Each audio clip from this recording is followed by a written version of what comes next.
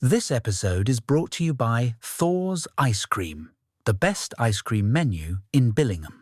Find them at the rink on game days and pick from their range of amazing desserts, including the Biscoff brownie and the famous whippy trays, with a choice of amazing toppings. Supporters of the Stars and Buccaneers and proud partners of STARCAST. Find Thor's Ice Cream on social media.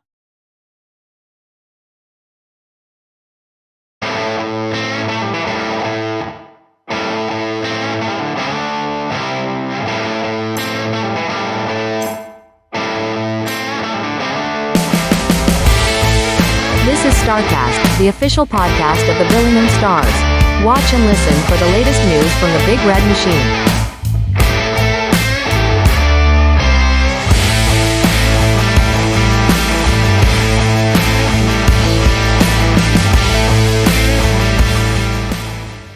Hi everyone, welcome back to your official Billingham Stars podcast, the Billingham Town Council, Billingham Stars at that. Playoffs are underway and we are still defending our playoff titles after a thrilling series with the Telford Tigers home and away on the weekend just gone. The reward for which is a home and away with the league champions next weekend. More on that later. But pleased to be joined by Carol and Jono to talk all things playoffs. Right across the north, obviously focus on the Billingham Stars, but we'll cover as much as we can across the NIHL North. Carol and Jono, good evening. Hello, how's things? Fantastic weekend. Yeah, good. Yeah. Finally, I lost the dizziness after the tour of Leeds on Saturday, but yeah, all good. Talk about that as well at the end of the Saturday review. That was an extra special trip for the boys on the official coach. But yeah, so as we say, we'll start on Saturday. The Stars in the 4-5 series of the playoffs, away on Saturday to the Telford Tigers. It's not quite a game of two halves. It's a game of the first bit and then the rest of it, because first 15 minutes, Telford went 3-0 up. I know I was at home and I wasn't feeling great about it, so I don't know what the people actually at the ringside were thinking.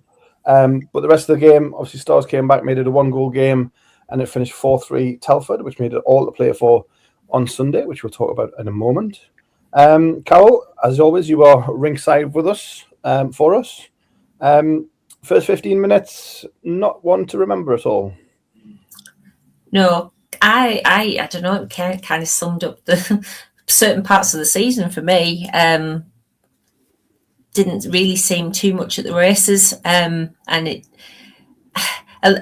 not getting the bounces. You know, we've bemoaned our lack of puck luck all season, and not for the want of trying. I guess we did have chances, but for whatever reason, we didn't take ours and they did. And it, you got that sinking feeling. You think I've watched quite a bit of this season. Just things not really going our way or to plan. So yeah, that first 15 minutes especially was just, I don't know, a little bit of deja vu, sort of the season encapsulated in a period. And really, we've got the benefit of hindsight now, of course, because we know what happened next. But I actually think maybe that first period was the spur for the rest of it, because what do? You're 3-0 down. You've got 5 periods to go. Well, you dust yourself down and you go again, and that's exactly what we did. So I actually think there's an awfully good chance the game might have turned out an awful lot different if that first period hadn't happened. But happen it did. And the Stars, to a certain extent, never looked back after that first period. So maybe we should count our blessings a little bit, which sounds really odd. But for me, we completely dominated after that. We had 5 periods of being basically on top of the game. So we'll stick with Saturday for now. But certainly, first 15 minutes, big fat no. Rest of the game, thumbs up.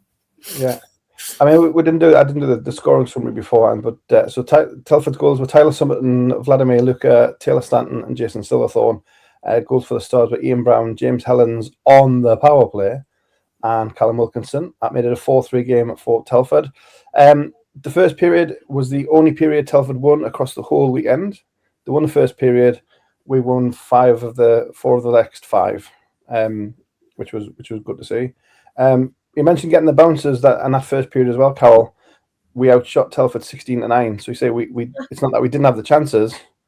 It's just that as we've had in spells this season, that we just couldn't get the puck in the net, and Telford did. So, Jono, you were ringside with the team as usual. What was the mood on the bench at the end of the first, and what was said to kind of cause this turnaround in period 2 and 3? Yeah, it was all a bit weird, really. Right from the first puck drop, we had to sit through the Tigers' presentation evening first. No food, no beer, boo. But no, we went through that, and then went into the game, and we were playing fine, doing all right. I mean, nothing to be alarmed by. We're getting shots on goal. Probably could have made Zach work a bit harder instead of giving him a few sightful shots. And then you look up at the clock, you're 3-0 down, and you think, what have we done to deserve this? But I think Carol mentioned, I mean, it's just our season in a nutshell. It summed it up. It was just the way it went. Summed our games up against Telford, to be honest. I think we've had games where we've absolutely dominated them, and then they've hit 3 goals, 4 goals, or whatever, and you're looking back going, gee, what happened there? But I think because of the format of the playoffs, I mean, the worst comes to worst. If you score 1 or 2 goals, you take it back to home, and you've only got a 1-goal deficit. So you were always in the game. We weren't exactly playing terrible to think, oh, God, how many is this going to be by? So then there was plenty of positivities. Like we say, we outshot them. I think we were skating a lot better than they were. I think we'll probably touch on the 2 older forwards for Telford later on, because I think I pretty much have my own opinion on those 2 and how their weekend went. But I think there was plenty of positives. I think the lads felt as though there was plenty of positives. They could keep getting to net, and as soon as they found their way through and hit the first goal, they knew they'd be on their way, and that's kind of what happened. We score a very good goal to get back into it. And then all of a sudden they're back into it again, 4-1 up, and you think, yep, let's start thinking about the golf clubs, thinking what we could be doing next weekend. But no, they kept working, they kept battling. They worked so hard to make it a 1-goal game, and even when sat on the world's longest bus journey on the way home, you're reflecting the game, and over 60 minutes we were the far better team still. So it was just, you just couldn't put a finger on what went wrong or how it went wrong in that first period. Maybe it was something to do with their presentation evening, I don't know. But yeah, plenty of shots. Like I say, we outshot them 16-9. It's hard to say that we were the better team when you're 3-0 down. I mean, they got 3 chances and they scored 3 goals, and it was just one of those, it just wasn't meant to be for us. But we found a way, they worked hard, and sometimes that's all it needs, is a group of lads with the same goal, just working as hard as they can for each other, and you create those moments, in which we did as the game went on. Yeah, I mean, you mentioned that the second start, a goal within the first just over a minute, kind of broke the duck, Ian Brown, that kind of showed the momentum. Hopefully, the momentum switch. Yes, they got another one, but then the momentum was with us, and we scored a power play goal as well, and then we scored the late on to make it a 1-goal game. And Carl Fozzie's always said it was a 6-period game over the weekend, so trailing by 1 at half time, as it were. Obviously, you'd like to have been ahead, but coming from the away leg with a 1-goal deficit was not quite perfect, but it was more than acceptable, particularly after the first 15. Yeah, I think in the circumstances it was absolutely fine, because by the end of the game on Saturday, we all pretty much felt the momentum was with us, and the goal deficit kind of didn't matter. I don't know how else to explain that, but I guess if we'd gone into the final period and it had been a bit seesaw and both teams had scored a couple of goals, and you'd come away and think, yeah, we're down by a goal, we're still in with the shot. But that's not how the game had gone. You know, the Tigers had been 3-0 up and then 4-1 up, and we'd battled our way back into it, and the Tigers really hadn't had a sniff. And I think when you look at it from that point of view, when the momentum is so much sort of switched round to us, I said it when I came home, and I can say it now because I'm not jinxing anything, but I was pretty confident going into the Sunday game. I felt really good about it. I hadn't at that point heard about the nightmare that the team had suffered on the way home. But I still felt pretty confident going into Sunday, purely because I just felt after the Tigers had scored their fourth goal, they didn't really have a sniff of it after that, and all of the momentum was with us. Yeah, and that was kind of played out on Sunday, which we'll talk about in a minute. Just the other thing I wanted to touch on, I haven't seen a lot of discussion about it, was the major penalty on Matt Maurice, 5 for Borden. I've seen a couple of people on Twitter saying he possibly should have been kicked out. What was the view from your side, and Jono, you can fill it from bench side as well. Carol, your view first of all.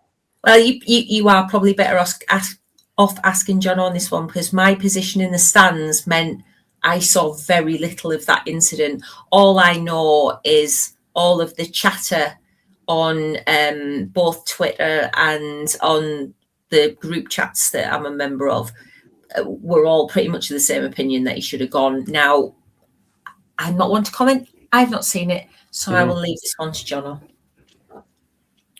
For me, bob on. 5 minutes was enough. He went through Darren's numbers. Obviously, Darren hit the board quite hard, probably caught his face on the way down. But it was through the numbers. It wasn't to the head or anything like that. Obviously, Matt Maurice is a bit of a big lad, a bit of a unit, so carries a bit of timber with him. So the impact is going to be quite heavy, with Darren being a big guy as well. But no, I had no qualms with just the 5 minute major. If he kicked him out, then that's what the referee felt, and so be it. But I'm not angry that he wasn't kicked out of the game. I believe the penalty was the right call. It was 5 minutes. It was a dangerous hit, and yeah, the penalty was served in correctly for me. And the only team to score on it was Telford, which we'll not mention. The momentum, like you say, when do you want to talk about the two veterans, John? Do you want to talk about that today? Yeah, because I think it had an impact on quite a lot, because for me, the team looked spent. The Telford Tigers just looked done. They looked like they had nothing in the legs, I think. And as we started to come, we were dominating the zone times, and they weren't breaking away as fast or as quick as what they were. I think we defended them quite very well, actually. I think we had a very good game plan against the pair of them. Silverthorne wasn't having a bigger impact as he would normally do from winning face-offs. I think we managed that very well. Lucas' space was taken away to the point where he started shooting from the red line quite a lot. I mean, I know he's got an absolute bullet for a shot, but I still don't think you're beating many netminders at our level from the red line. But yeah, I think both of them very much, especially come the Sunday, looked at the rage. And I didn't want to come out and be boastful on the Monday and said, we've got this, we've got it in the bag, because when you see them came off the period from the first period on the Sunday, you could just see them that they had nothing left to give. They were done.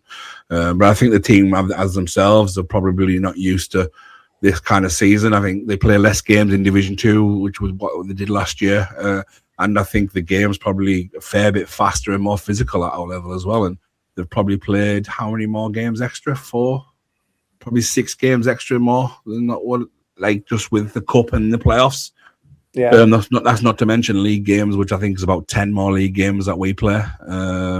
So I think the season might have just caught up with them this weekend, and they weren't quite ready for what was left and for what was coming their way. Like I say, they got out to a 3-0 lead. They probably couldn't believe the luck, but it was certainly not a 3-0 performance where they were dominating and in control, as we said. We dominated the second period and third period. We were in their zone for long times, just wearing them down, even if we weren't creating big goal scoring chances ourselves. just wearing them down, and you can certainly see that within the team and those older players who, to be fair, have had fantastic seasons, never mind careers, because obviously I think we've later found out that they are both stepping down at the end of the season. Yeah. Then the return journey, obviously Telford to Billingham, on the night that the clocks lose an hour. You when the clocks change, you want to be doing mini circuits of Leeds City Centre by all accounts. Yeah, I think we hit every roundabout between here and Telford about 3 times, I think, and a good view round each one 3 times. And yeah, pulling up in Forum Car Park at 3:30 on a Sunday morning wasn't ideal, really. And then obviously a few of the lads had a further journey to take. I think Mark Turnbull said he crawled into his bed about 5:15. I was about 4-ish, and I was one of the most closest home. So, yeah, a very interesting journey. Some of it couldn't be helped, obviously, road closures, but some of it certainly could have been helped. And it is what it is, and you never know. It might have just made the lads a bit angry and came out with a performance on the Sunday. But yeah, crazy journey home. Well, everybody made it. That's the main thing, and they were there to do battle the following day. Was it the same for the fans? I saw some of the away fans, Carol, in their chat, had various routes home as well. Yeah, very much so. I think because the problem was the A1-M1 junction, that meant the A1 and the M1 were shut, which are our 2 main routes up to the northeast. So that meant everybody had to find a weird and wonderful way home. We were fortunate enough to put our trust in Waze, and even though all the diversion says, please do not follow SatNav, we went, screw that, we're following the SatNav. I think we only ended up losing about maybe 15-20 minutes on the way home. So, but everybody had the same challenge, as it were, to find an alternative to getting around that particular junction. It sounds like the team bus driver decided that circuitry around Leeds City Centre was the way to do it, and he wasn't correct. But yeah, an interesting journey home for all, but I don't think anybody suffered quite as badly as the team bus did. The players, isn't it? Yeah. And the talking of the travelling, the numbers in Telford again. We say every week that the road support is outstanding and so approved for the playoff game as well. Yeah, I mean, if you're going to look at it pragmatically, which I tried to do, the Bucks had a massive game at the Forum on Saturday. It would have been desperately easy for a lot of people to have just stayed in Billingham and watched the Bucks. But the guys always get great support on the road, and Saturday was no different. Our little contingent up in the far corner at Telford, making ourselves heard. I think certain people had lubricated their throat enough to sing some songs, which I believe were probably heard from the bench, all clean, by the way. Yeah, we had a good time in Telford. Although I will say, if you ever visit Telford ZZ's, check your bill before you leave. Yeah. No one goes to CZ's if they go to Telford. Wingers is the place. Wingers is the place to go. The only place to go. Well, I don't think we'll be going back to ZZ, so maybe that's next time. Wingers. So is that like a Telford version, like Hooters, of just a wings bar? Is it? Yeah, basically, but without the boobs. That's restaurant review courtesy of Jono. So that was Saturday, a 4-3 advantage for the Tigers coming to Teesside for what was the winner-take-all second leg. And on the Sunday, after the clocks went forward and everybody had less than an hour's sleep, whether they were sleeping on a coach, in a car, or whether you were tucked in bed safely, everybody arrived at the Forum. A scoreless first period, a nervous second period, squeaky bum time third period, but it finished up 4-1 to the Billingham Stars, a 7-5 aggregate, and Stars advanced. The goals for your Billingham Stars from Ian Brown, Chris Sykes, James Moss, and the empty net at the end from Callum Wilkinson. Tigers' response from Dan Harrison on the power play, and 4-1 final. The overriding image from this game, Carol, is goaltenders. Both of them. A lot of it was Zach, but Jacob was fantastic as well. Yeah, I mean, bless them both. Both had to be at the best, but Zach especially, because I don't think 4-1 really does the Stars any justice from Sunday. I said I felt confident before the game, and that confidence only grew. I know we had a scoreless first, but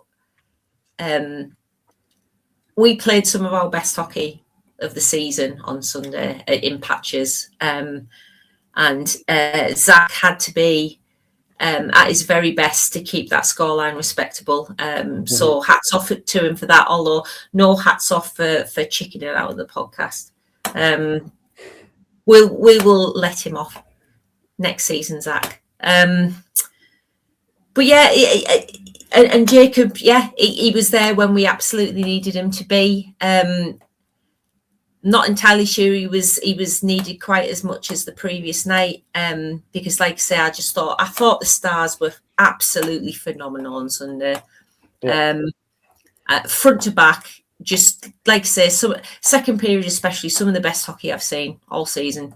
That was my only. I think I mentioned before we started recording, that was my only nervous bit actually. When we got to the end of the second, and I was sat thinking about how well we played, and I thought, we haven't scored enough goals here.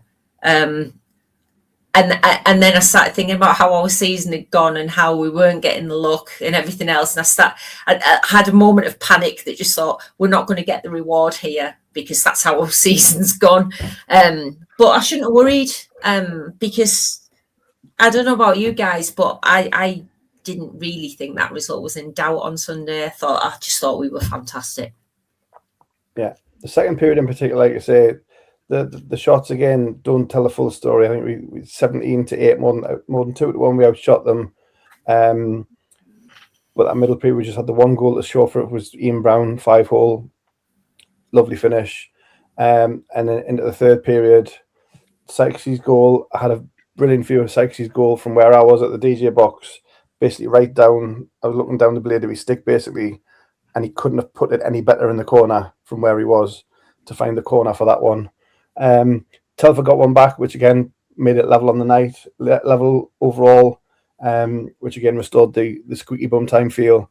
And we're kind of bided our time, 5 minutes, and then Mossy buries one from the slot, and everybody's kind of breathes, and they really started breathing again for the last 9 seconds after Callum hit the empty net. That was my view. Jono, your side from ringside?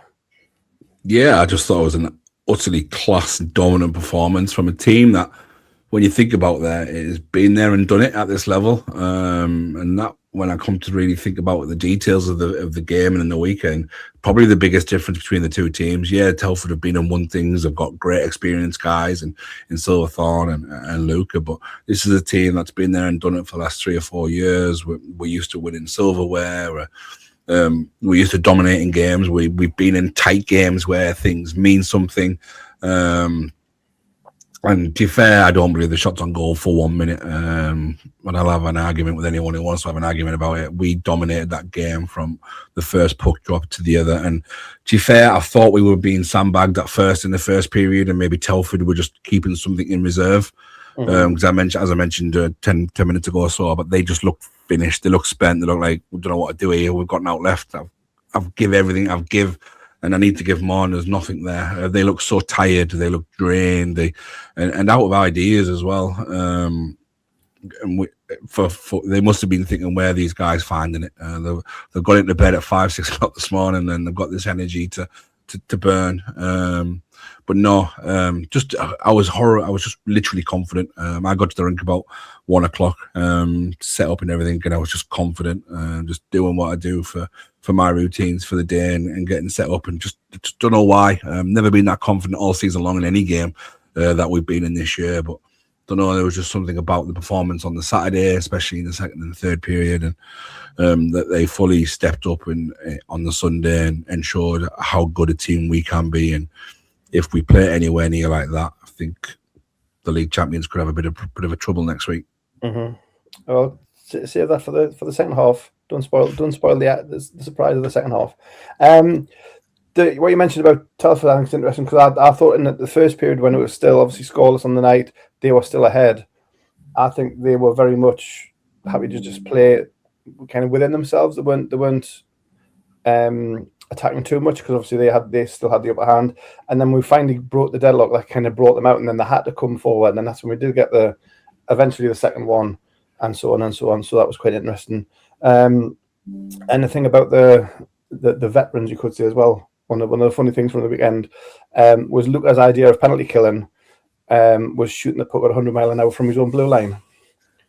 And Jacob just went, thank you. Yeah. So ordinarily he would have skated it out and tried to whatever, but whether it was a conscious thing or whether he thought he could score from there, I mean, probably could, but not on Jacob that night. So yeah, the goal scorers. I know we said in post game with Fozzie Carroll, it was a complete team performance. It was the mythical 60-minute game that Fozzie's been looking for the last few weeks. But when it came to it, Ian Brown, Chris Sykes, James Moss, Callum with the empty netter, your key players, Jacob and net, the key players did what's expected of them to help the team get through. Yeah, I mean, I don't think we can heap any more praise on the shoulders of James Moss this season than we already have. But what can we continue to say about him? He's been phenomenal all season. Ian and Chris, maybe not so much as the stellar seasons that they had last year, but Chris especially has been going about his business just very, very quietly and not really being noticed too much this season. But under the radar, his stats are still excellent this year. And you've already alluded to his goal, textbook Chris Sykes, really. So yeah, at just the right time, our key players are starting to find that magic that they had last season, which bodes extremely well for us and maybe not so well for our upcoming opponents. So, I could wax lyrical about the team performance on Sunday all night because it was that good. Yeah. And just a welcome return. I do not think we've played a game that good all season. The only game that's got very close to that, I think, is the game against Blackburn at home very early in the season. First one, the 6-5 one, the one that last minute one. I think that's the only game that I can point to that's got anywhere close to that. And for that, the whole team needs to give themselves a pat on the back, because I just thought they were all great. I can't think of one single team player on that team that had anything other than outstanding game. So hats off, everybody. Yeah, and that the Sykes goal you mentioned, I've just remembered what it reminded us of, and was his goal in the cup final from more or less the same spot. Yeah. Buries it in the corner. Just on Sunday, I had a much better video. I was literally down the stick blade. I could say it. It was, if only I could video from there, but never mind. That's a different story altogether. Jono, anything to add on Sunday? No, not really. Just an absolute phenomenal performance, and but I'm not even surprised that we put that level of performance in. I think it's been coming. We've been knocking on the door. Obviously, we had that massive away trip that I think put some sort of fire in the lads' belly, especially for a home game. But no, we had a tough road trip. We played some good teams, and I think it's kind of played us into form. And who knows where it might take us for the remaining weekends of the year. Indeed. And again, we talk about it in most weeks, but the noise of, I know there's a couple of fan videos on social from the empty net goal and the Mossy goal and the empty net goal. The noise, it was the first 4 blocks. I think were pretty much full. It was sparse a bit further down, but the home side of the rink was jam packed, and the noise was fantastic, particularly in that third period when the key goals went in, and more power to the fans. As I say, they've been starved of hockey for the last few weeks, and then the home games coming along thick and fast now, and they're doing us proud. And between the players on the ice and the fans in the stands, everybody kind of feeding each other to do what's necessary, and it was great to see. And it was, I don't know what it was like listening down on the ice, Jono, but it sounded, the videos that I've seen sounded fantastic. Yeah, I mean, the one good thing about being over on the far side is you get to hear everything a bit more louder and clearly. And yeah, the loudness has been absolutely exceptional. I mean, in the first period, you could feel the tension in the crowds in the stands. I don't know what it was like for you, Carol, being sat amongst them all, but it was probably not quiet's probably the wrong word to say, but I think there was probably more finger biting nails and on the edge of the seats, just waiting for something to happen so they could get behind the lads. But I seen Mick put a post out in one of the fan groups saying he had no choice, but he grabbed a load of them and just got singing and got behind the lads. But yeah, when that first goal went in and kind of settled everyone down, the roar was absolutely immense. Yeah, no, it was fantastic from everybody, and we get to do it all again, which is the most important thing this coming weekend. We'll leave the Telford review there. So yeah, a 4-3 defeat on Saturday, a 4-1 win on Sunday. Billingham Stars advance. We've still got the trophies. Hello, Carol. I did just want to say one thing before we stop talking about Telford. I think we do have to pass on our congratulations on an awesome career and season to Mr. Luca and Mr. Silverthorne. Yeah. No, 100%. I mean, look, we've seen him in the NIHL lately. Obviously, we haven't seen a lot of his earlier career. Jason Silverthorne's been in the UK for a good number of years. In Cardiff, I think he started. Obviously, Hull. More recently in Telford, in the EPL, ENL, National, whatever it was called, various changes, and obviously the last couple of years helping through in the Division 2 team. He's been a fantastic Brit import, and fantastic to see, and hopefully he stays involved. I think Telford's one of those clubs where people do appear to stay involved, so yeah, I think I've read or heard or someone said that the planning will be the full-time head coach of Tigers 2 next year. Yeah, that would be brilliant, because he's obviously, they had a bench coach, but obviously you could tell Silverthorne was the man in charge. Who's taking the face off? 22. Who's taking the face off? 22. You could tell he was the man in charge, but to see him and Telford, the people stay involved. There's still got Alan Gould, who played there, but in the 80s, and he's still involved. So it's one of those clubs where people do stay involved, pretty much like Billingham, to be fair. First team in the UK was Edinburgh Capitals back in 2006-07 season.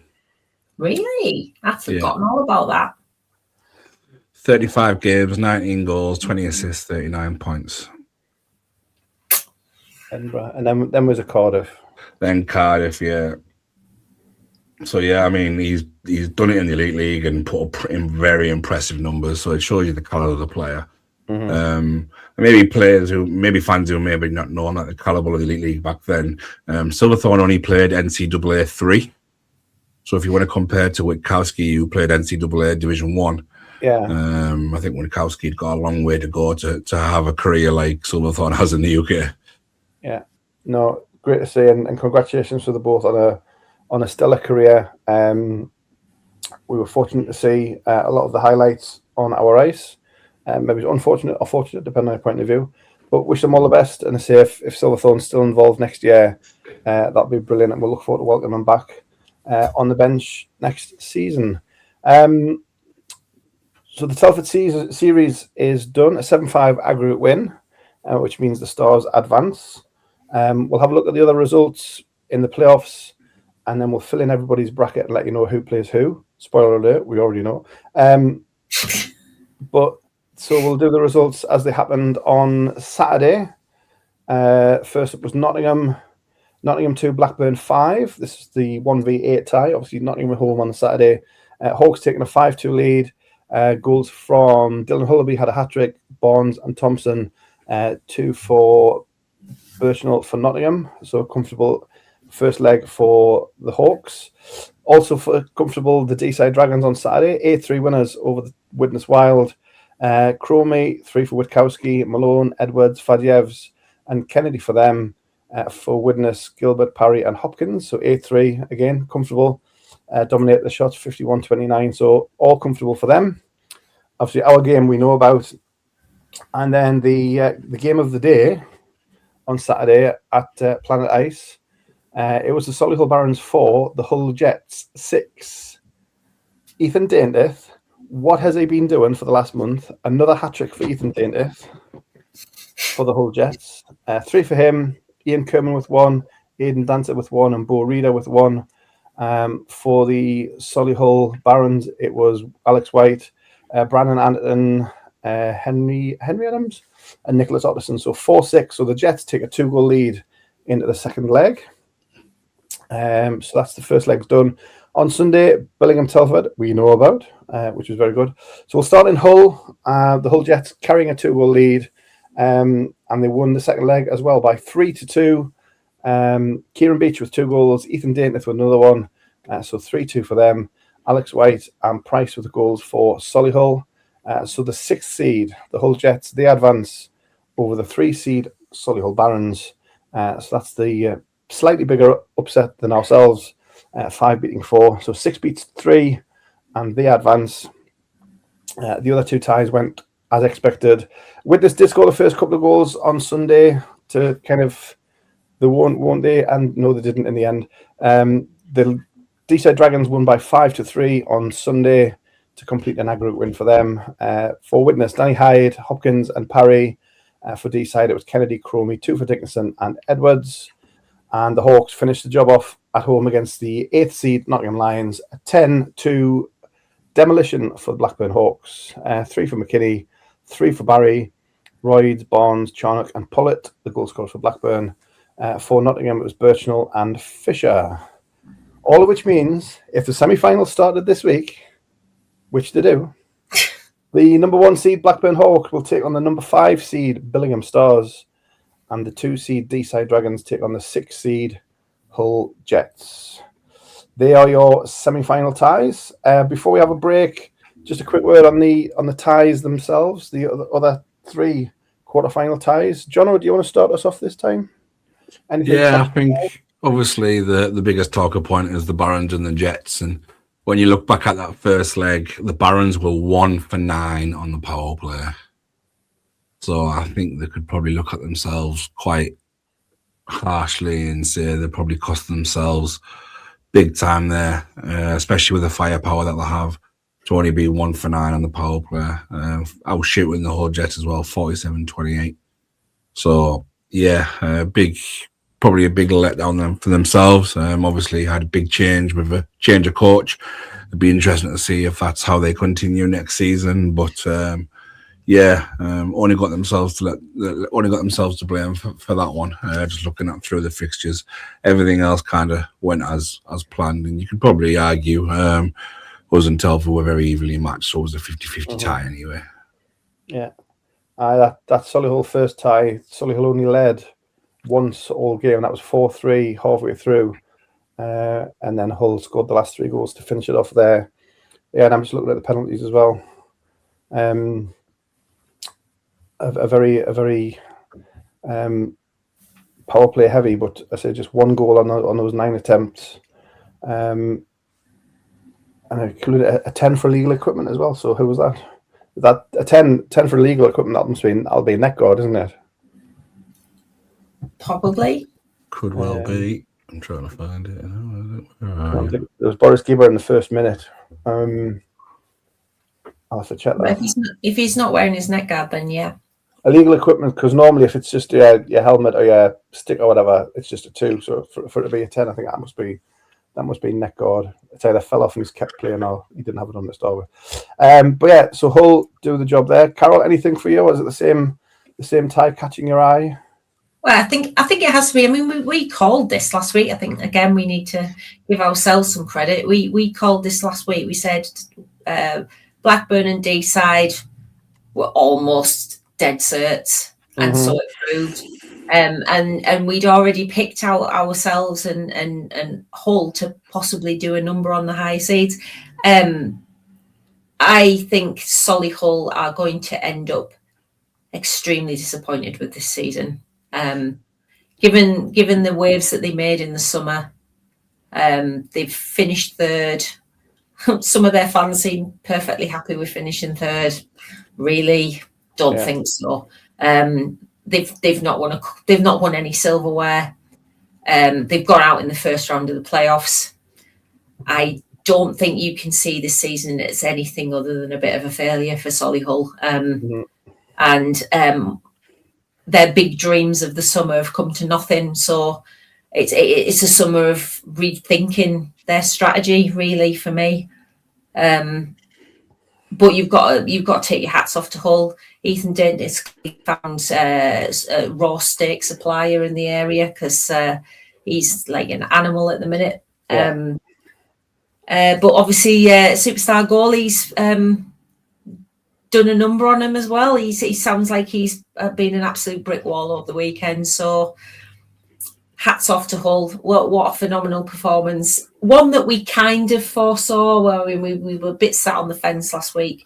Yeah, give ourselves credit. We did say it was the season series was dead level, so it was too close to call. So yeah, but I do think that Solihull, as Jono just said, they've got no one but themselves to blame, and they're going to have to rethink what they do in the summer because they did make a big splash last summer and it's ended up paying nothing back. So let's see. Yeah. No, they weren't as vocal about it as some other teams in the division with their recruitment, but they did, as you say, sign a good number of players to kind of improve their roster to give them that support to the Otterson-Mulcahy line, which we talked about last year a lot. But yeah, third place, semi-final of the cup, first round of the playoffs. What can I say? Second place isn't for everyone. And I can just hear all of our viewers and listeners in the Solihull postcode area switching off as we finish this podcast. They can wail and gnash their teeth as much as they like, but if they're going to be brutally honest with themselves, then this season hasn't been what they thought it was going to be. 100% agree. And I say if they look on the cold hard facts, and I think nobody had Phil Lee as the coaching casualty this year as well. So it's been an interesting season at Hobbs Moor Road. We'll see what the summer brings for them. But their summer starts. It stopped on Sunday night. So their summer is already underway. Anything else on the quarterfinals before we take a quick break and preview our own semi-final? I think we probably need to give a shout out to Nottingham. Have made a big deal of this. The side that went to Blackburn to get shellacked on Sunday night had an average age of 19. So youth development is alive and kicking in Nottingham. Possibly not at the right time of the season, though, guys. That's all I want to say. Yeah, no, and obviously we've had where the Nottingham side pushing the development angle, which they do very well, and we've talked to Matt and to Goss several times about what they're doing. It's fantastic what they do, but as long as they appreciate other teams or the senior team and have different slight priorities, so it's just not all about junior development. And not to us because we do a fair share. But yeah, no, fair play. An average age of 19 in this division is great for the future. And if those guys can hang around, maybe get them a few older players next year, Matt, please, just to help them along a bit. We'll see. That's it. Yeah, anything else, Jono? No, all right to plan on? Oh, good. No, I was just looking through that Nottingham roster there, and yeah, I think it's their turn to have another little reset and come again. Obviously, they've produced stars like your Alice Rushby. He'll probably be off full time in the summer. He'll probably go and get himself a National League gig somewhere. Obviously, Summerton's went over to Telford. He's getting action with both clubs there. Obviously, as we've just seen this weekend, and a few others that they've produced. So they're probably going to have a little reset, and they'll probably have a few 16, 17-year-olds who will join the roster full time for next season. So yeah, it'll be interesting to see how they go again. Yeah. We'll pencil that in for one of our summer episodes to see how the team building's going on. But what we'll do is we'll take a break at the end of the quarterfinals. We'll take a break back in a moment to talk about the semi-finals, and including for your Billingham Stars, a home with the Blackburn Hawks. Stay with us here on your official Billingham Town Council Billingham Stars podcast. This is STARCAST. This episode is brought to you by Thor's Ice Cream, the best ice cream menu in Billingham. Find them at the rink on game days and pick from their range of amazing desserts, including the Biscoff brownie and the famous whippy trays, with a choice of amazing toppings. Supporters of the Stars and Buccaneers and proud partners of STARCAST. Find Thor's Ice Cream on social media.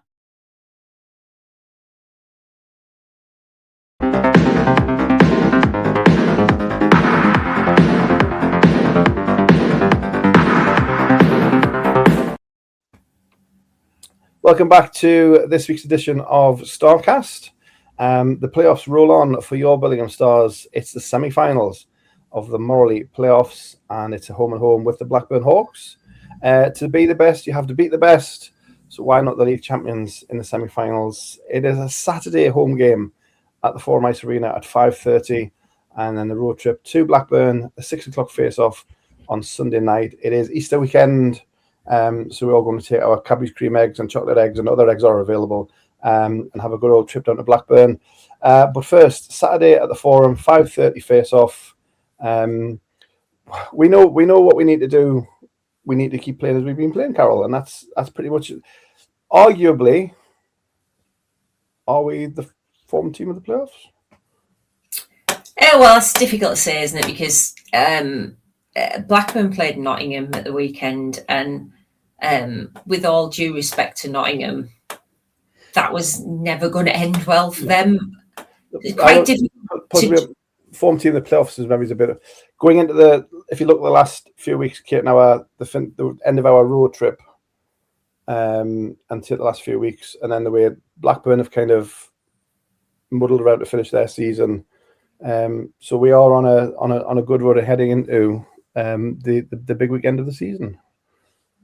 Yeah, Blackburn's approach to the end of the regular season reminded me an awful lot of us a couple of seasons ago, where we just massively took our foot off the gas and didn't, stumbled over the line and then didn't really play well thereafter and ended up not winning the playoffs. So yeah. I don't know that Blackburn will make the same mistake, but like I say, they lost their last regular season game. I don't know whether that was just, like I say, taking your foot off the gas, whatever you want to call it. It's hard to judge how they played against, like I say, Nottingham. Best will in the world. It's Nottingham. I know that sounds harsh, but that you could have said the same about us playing Leeds Knights last year, and we went on to batter D-side. So it is a tricky one to judge just on form alone. But I'm going to go with form from the weekend from us, and I will go back to Sunday's performance, which I thought was phenomenally good. And if we get anywhere near that level this weekend, and I don't see why we can't, then Blackburn have got a real problem coming up, because we were, I don't know if Jono agrees, I think we were practically unplayable on Sunday. Yes, Telford were gassed and they did look out of ideas, and that contributed. But the way we steamrolled them, I still think that's some of the best hockey we've played all year. And momentum is with us. Yeah. Is momentum with Blackburn? Can you call the 15-4 demolition of the 8th seed momentum? I don't know. I'm here to be proved wrong. Yeah. But I think I think if you'd asked us the same question 2 months ago, and we knew that this tie was going to happen, we'd have sat here and gone, no chance. Mm-hmm. As it stands, I think this tie is now much, much harder to call. Yeah. And I dare say, we'll have to check the latest episode of the Blackburn podcast to see how they feel about it. But it'll make them take notice as well of our result, Jono.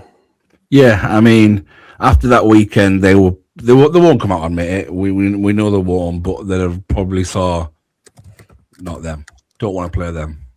Can we not leave that to the final? Can we just let them have their semi-final with whoever it be, and we'll think about them in the final? And I think, to be fair, I think every team they're probably the other three teams are probably lucky that it hasn't been reseeded or redone whatever other way it could have been done, because we would have been the team that everyone wanted to avoid, 100%. Whether we go into this weekend and we win it, it's a flip of a coin. Just as the weekend's gone. Totally coming where Carol's from. How are Blackburn going to be? Are they going to be undercooked? Are they going to be fresh? They're going to be relaxed coming at this game because they've been able to rest players, take it easy. Or do we have the upper hand? We're battle hardened. We've got the bumps and the scrapes, the bruises, the knocks of a good competitive playoff weekend. I don't know. I don't think there's no right or wrong answer. Nothing's ever been really proven to what's the best format. All we'll know is the forum is going to be absolutely bouncing on Saturday. They're going to get a great game of hockey. And let's be honest, we are the best two teams of the last 4 or 5 years. We just can't seem to get rid of each other. There's always, whenever a story is written for one of these clubs, one of us are involved in each of the story. And this is just going to be another chapter coming this weekend. If we beat them this weekend, and it's because we've been a far better team. But if not, they're the league champions for a reason, and they'll go on to a playoff weekend. And I wish them all the best of luck. It's more flip a coin than it's ever been. As Carol said 2 months ago, you went, yep, Hawks will take this one. They might have to work hard for it at the leg at the Forum, but that on the home ice they'll have too much. But I really don't know. I mean, it's one of those games where the Hawks could take a 5-4 victory back to Blackburn, and they still would be confident of getting the job done at their place. It is one of those things, but the only thing I know is it's going to be a great weekend of hockey. And we don't really need to go through the Hawks team because we know where their strengths are all across the ice. They've got strength in depth. I think the only one, we only saw them once, and that was the late addition they made, the additional import they signed in Dylan Hullaby. I think we saw them in the last game of the series. I think we did in the league. No, both 2 games, home and away. 2 games, yeah. Home and away. So he's the only real change they've made in the season. At the weekend, they didn't have Sam Zajac with work commitments, so we'll see how they come in this coming weekend. But we know there will be whatever lineup they put out is going to be as strong as it possibly can be, and it's up to us to do the same. And we'll see how it works out with the again the 2 ways. But obviously, we'll mention the Bucks in a minute. They've got a 2-game series this weekend, so again, both teams will need to be as strong as we can be. So the 2-way players, the conversations this week, I'm sure, will be many and in depth and passionate, and we'll see who gets their way around the 2-way players. But we'll put out as strong a lineup as we can, and then just echo what Jono says. If you come to the Forum or if you go to Blackburn, whatever game you go to, it's going to be a cracking series, I'm sure. It's the playoff semi-finals. It can't not be. I say we're on a good run, as we've said. Blackburn you can't argue what they've done in the league this season. So we know they'll be ready, and we'll see what happens come puck drop on Saturday at the Forum. There's not really much to say because we know Blackburn in and out. They know us inside out. I think it's just a case of making sure people get there as many people get there as they can on Saturday. Obviously, it's not our preferred home date, but it's a playoffs. You take what's on offer. So it's a Saturday home game. 5:30 is the usual face-off time. We'll get the place packed and we'll do what we did on the weekend and may the best team win. Yep. Yeah. And the best team will win, by the way. That much has always been true. The best team will win over the two legs. Yeah. Well, without doubt. I mean, if they take the game over 2 ties, it's not because then we're a better team than them. Obviously, no, it's because they have outworked us, and it'll be the vice versa. If we go through, it's because we've outworked them. This is what it's going to come down. It's going to come down to the finest of margins, and it'll be whoever works the hardest will go through this weekend. Yeah, and if we're obviously we talk endlessly, but we talk about things. But if you want to look for omens, going into last weekend, we hadn't beaten Telford all season. We didn't beat them on Saturday, but we did on Sunday when it mattered. Guess which other team we haven't beaten this season? Why not start now? Yeah. Yeah, what? Well, the last time we beat Telford in a playoff game, we played Blackburn in the next playoff game and beat them as well. So it's for another song reference coming up. It's all a bit of history repeating. So we'll see what happens. But yeah, if you really want to throw it back, get yourself a bottle of Tizer. Please don't. Please don't. Anything else on the Blackburn series? I say we'll remind it. It's Saturday at the Forum, 5:30, the usual time. Season tickets, obviously you've got to pay on the door, but your seat is available if you have a season ticket. Blah, blah, blah. Please do come support the guys.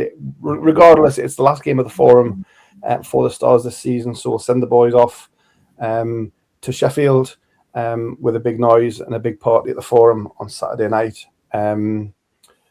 The other semi-final, a quick word on the other semi. Obviously, we mentioned that the Hull Jets, the other upset seed who got through.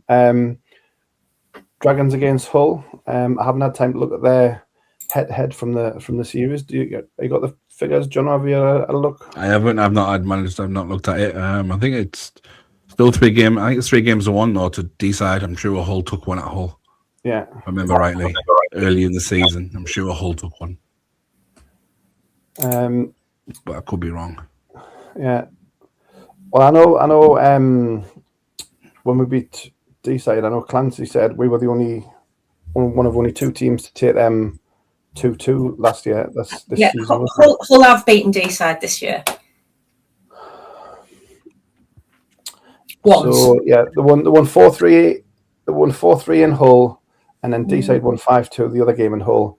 In D-side, it has been 2-1 and 8-2. So it's been close, and it's been not at all close. So you've had pretty much everything. So again, Hull, if Ethan's still on his raw meat diet, scoring goals for fun, who knows?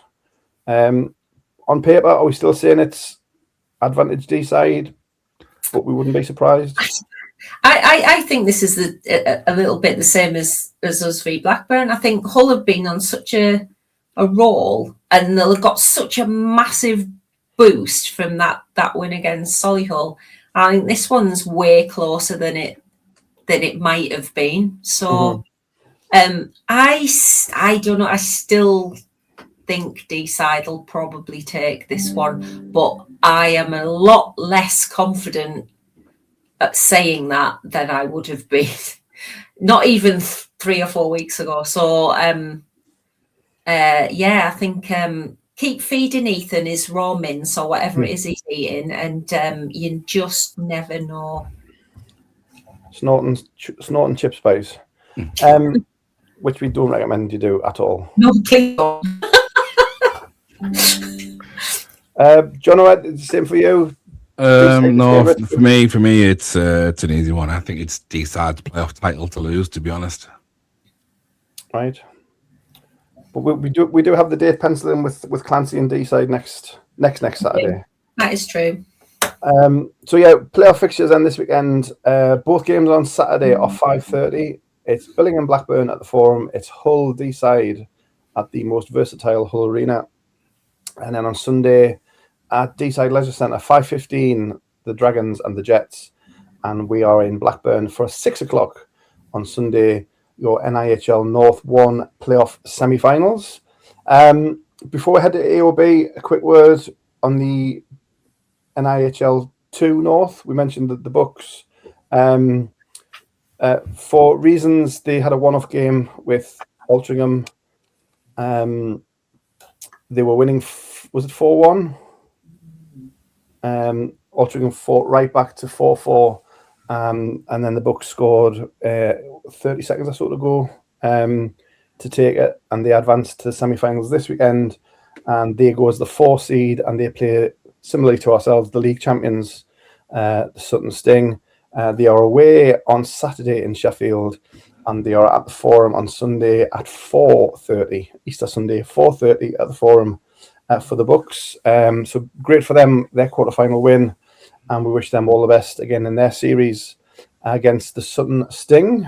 Again, I think they've taken a one on them on the league, so it's not impossible by any means. Anything on the Bucks before we head to AOB? Just that, obviously, for the happiness of my household, I would really like a Bucks win this weekend, but it's going to be a struggle.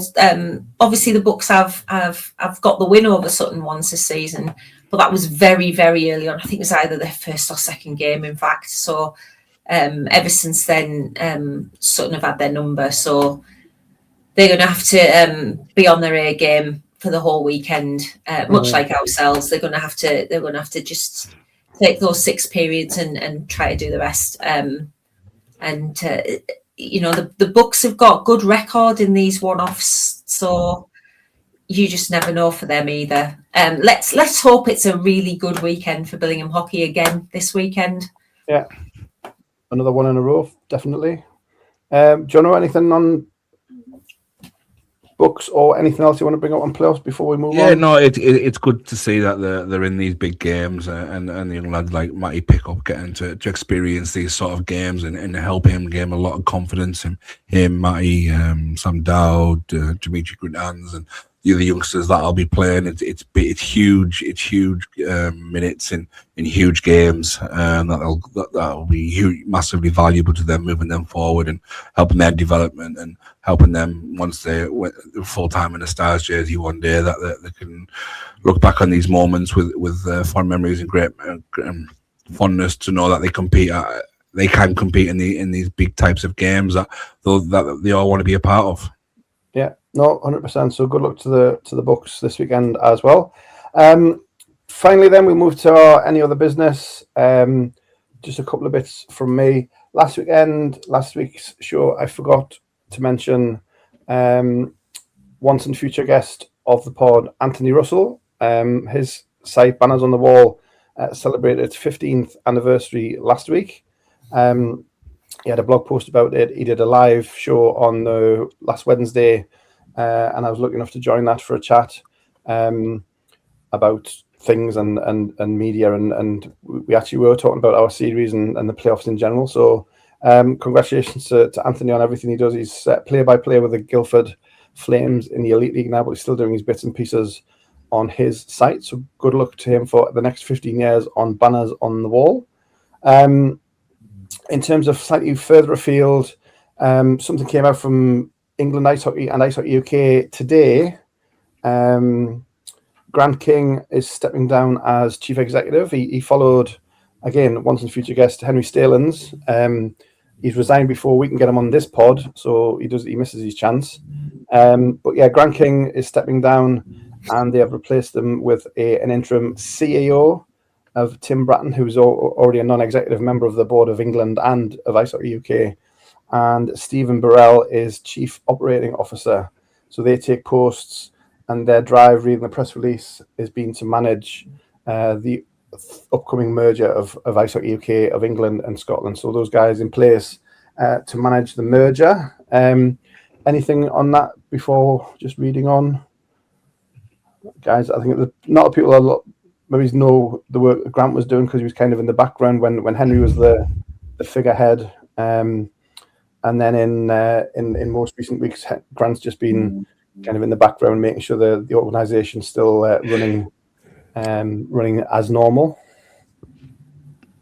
Yeah, Nothing major for probably for the majority of hockey fans who will just want to know what's going to happen once everything's done and dusted, and we're probably going to get new people, new titles, and probably new divisions and new names and all that sort of stuff. So obviously this stuff's important because they're going to get the cross the I's and dot the T's, as I say.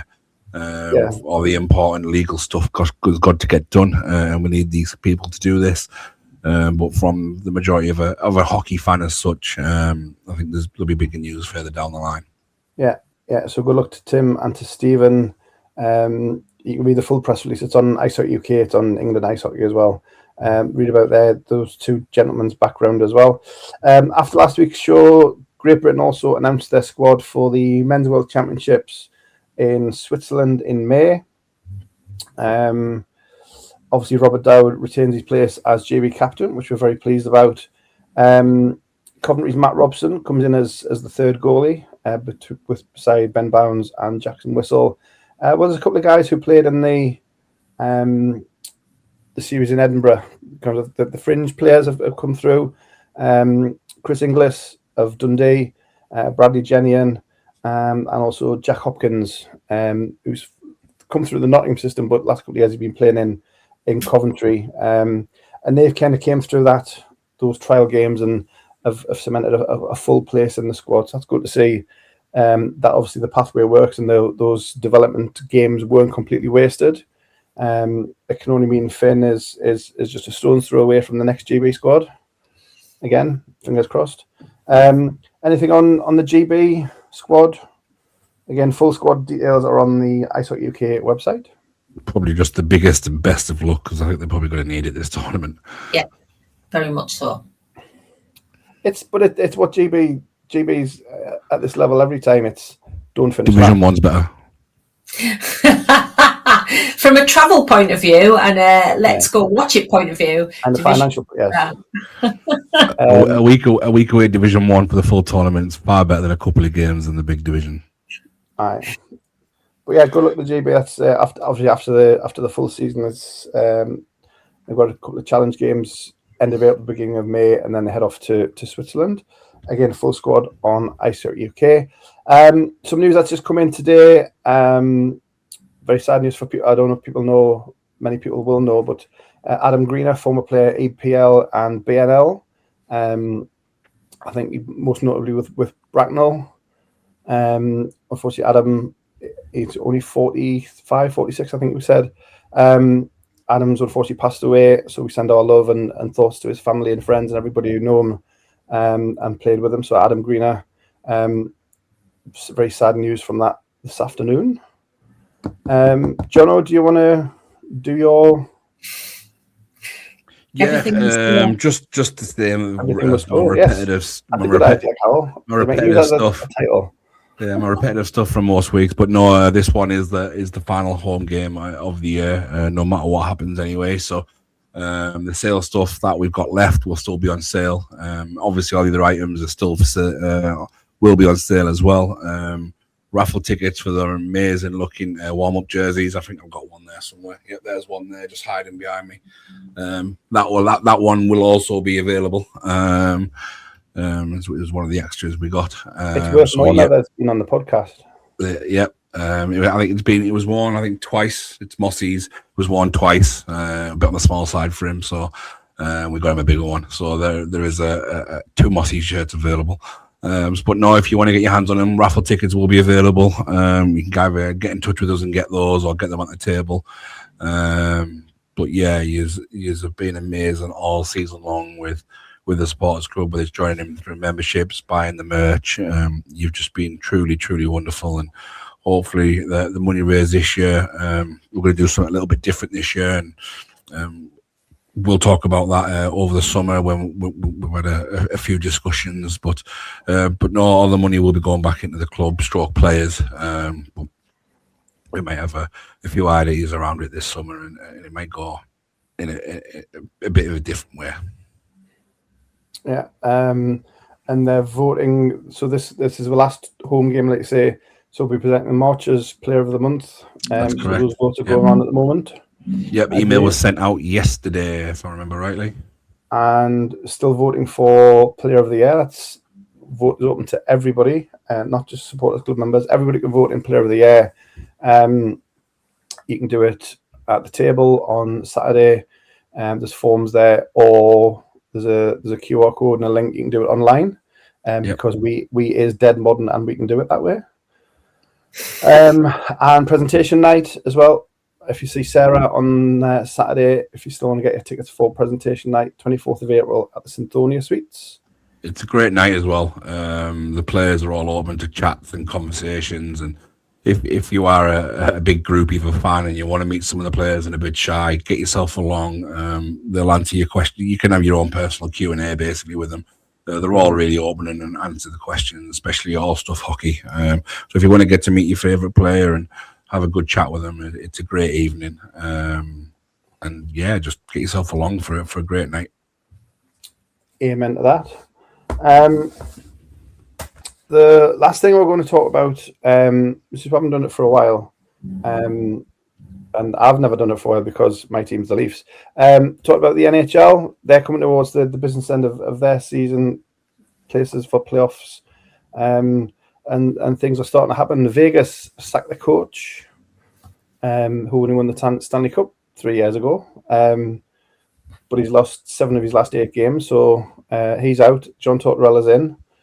Snigger, Mitch Marner. But the playoffs are looming large. Anything NHL-wise, obviously Carol's in the same boat as me. Her team will not be doing postseason this year.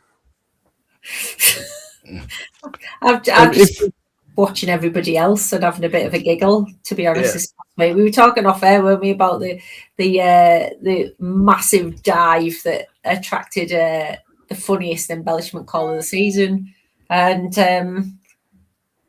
obviously people taking their punishment for getting rid of the Leafs superstar, which Craig is pretending never happened as well. I still don't believe we've come back after the Olympics. I think we stayed at the Olympics and we never come back. So, I mean, people talk about, yes, it's the code and he's got to face the music, but it should have happened 2 weeks ago when he did it, not 2 weeks ago when he's come back from injury just to get his face caved in by Max Domi, if that's a thing. Yeah, I mean, but he could have avoided the whole situation. He wasn't meant to be playing. He wasn't meant to be injured, and he said, "No, I'm definitely playing, no matter what." He took whatever Max Domi threw at him. I don't think it was a lot by the looks of it, because he kind of skated away laughing himself. But yeah, he took it. It is what it is. He knew what he did was a very crappy thing to do. He never deliberately attempted to injure him, but it's Radko Gudas. He's likely to lose a marble every now and then.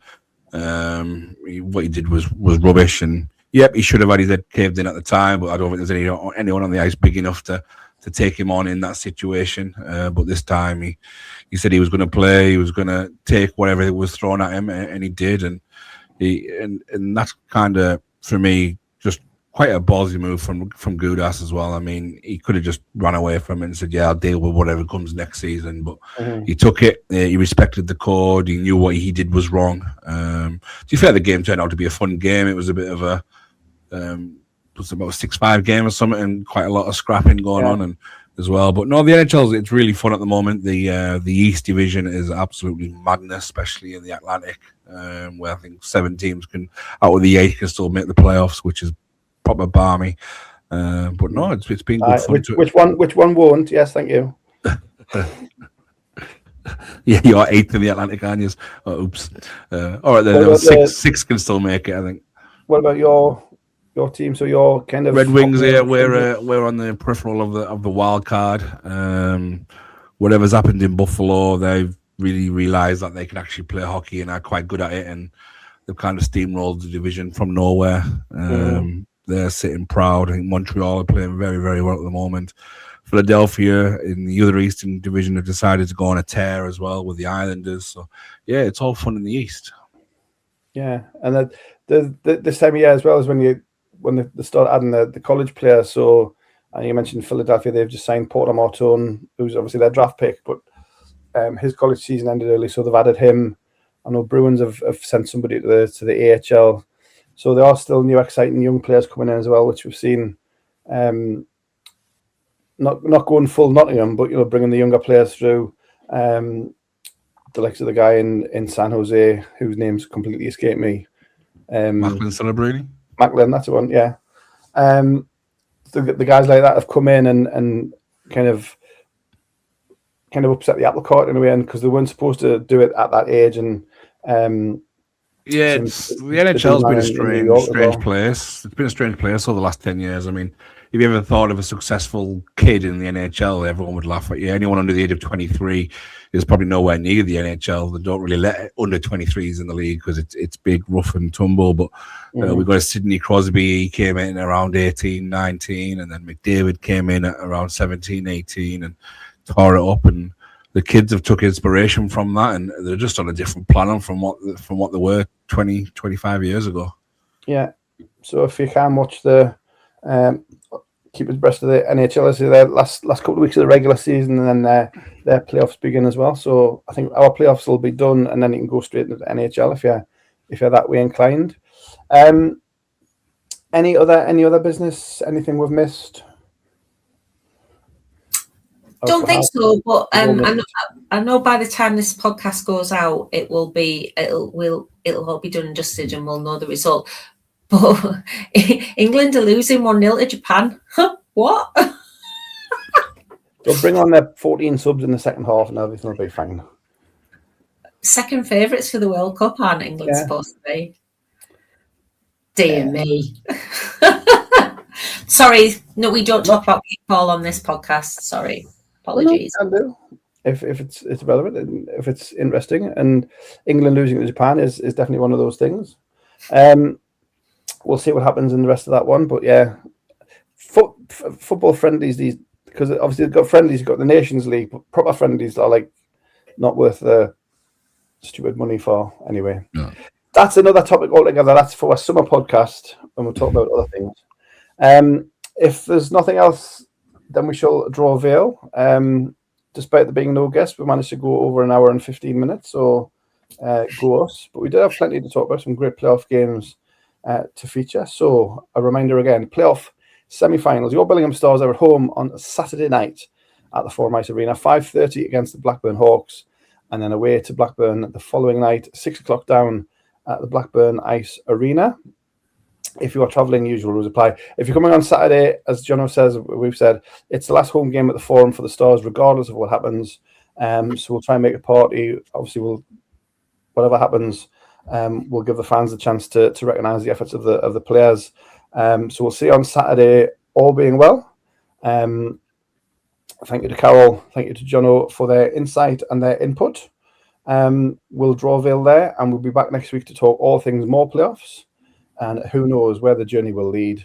But for now, from everybody at the Billingham Town Council sponsored Billingham Stars podcast, bye for now. Thank you for watching and listening to STARCAST. Follow us on social media and remember to subscribe and leave a review on your podcast platform.